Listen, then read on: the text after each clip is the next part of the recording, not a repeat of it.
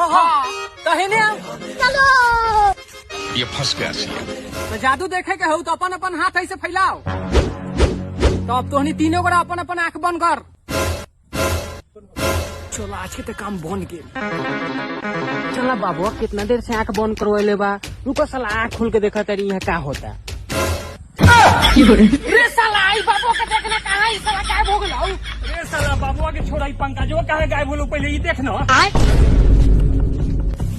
तो जब मकई हिले हो चलता चलो